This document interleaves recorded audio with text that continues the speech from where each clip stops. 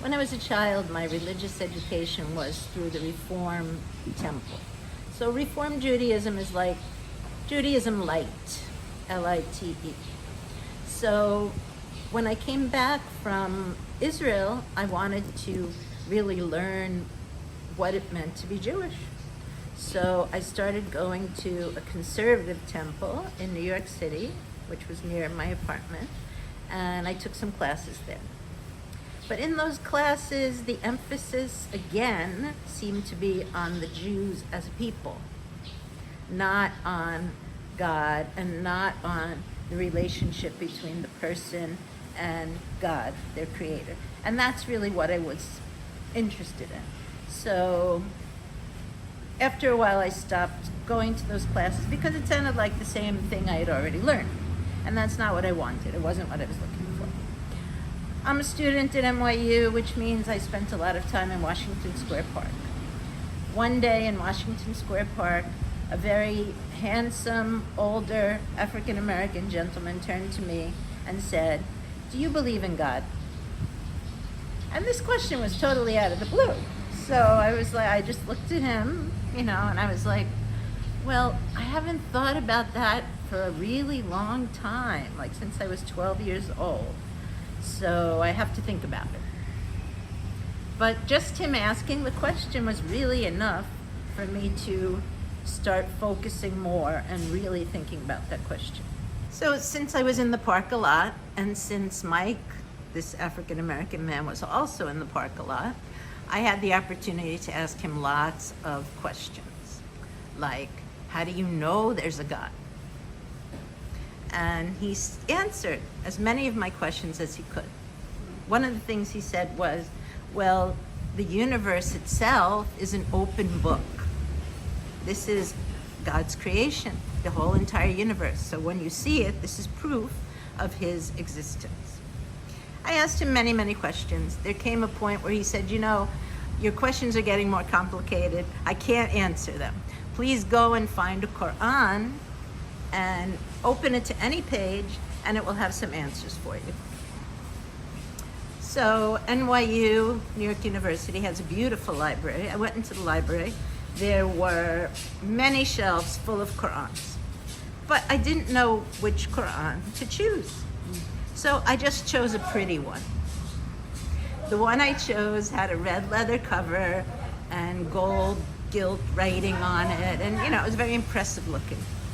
So I did as he told me. I took the Quran, I sat down at a table, the library table. I opened the Quran to any page.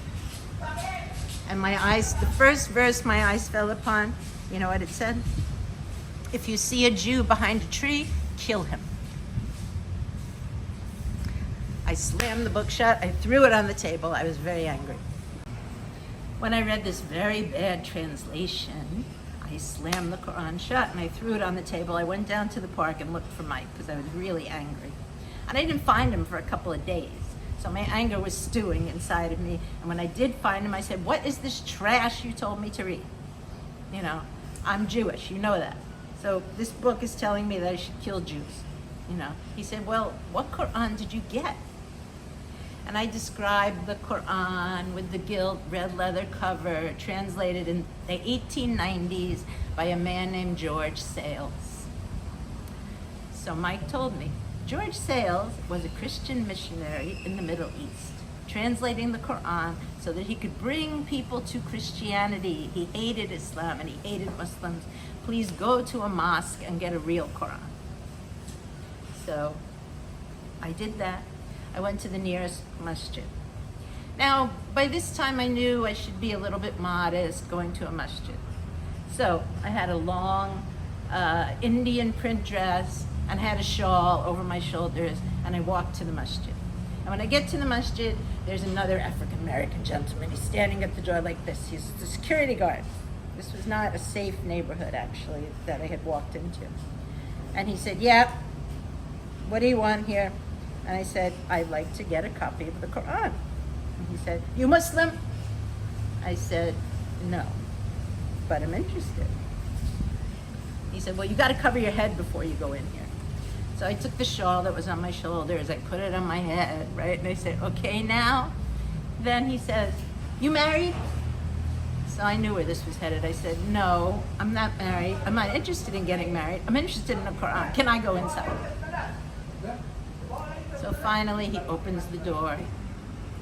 He opened the door to the masjid, and I walked down 3 little steps from the busy New York City street to a very peaceful and quiet place.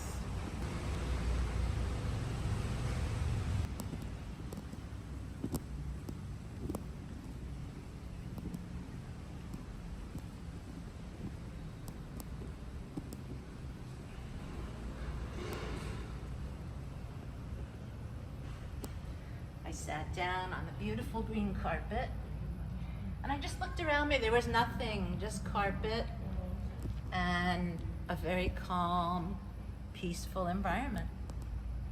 And I just waited. After a short while, a nice, handsome man came. He had his head covered with something. He was dressed like a Bengali. And he sat down and asked me, "Yes, sister, what is it that you are here for? What would you like? Welcome to our masjid." He was very nice, especially after the guy at the door. And I said, "I would like a Quran." So he said, "Okay, we have this Yusuf Ali Quran. It's a good translation. And of course, the Quran can never be exactly translated. You have to keep in mind that it's in Arabic, and this is the best translation we have." So I was very happy. I took the Quran. I went outside again, took it home with me, and started reading. And it wasn't like any book I had ever read before. It didn't seem to really have a beginning or an end. But what impressed me the most were the verses that were all about nature. After all, I wanted to know about Allah's existence, and my friend had told me that the whole universe is an open book. And here in the Quran, this open book, Allah subhanahu wa ta'ala is describing his universe and all the things he created. He said, "Don't you see the stars? Don't you see everything around you and the beauty of it, and the animals that you can eat and that you use for riding and that you get milk from, and the bees that give honey?" And all these verses were just very fascinating to me.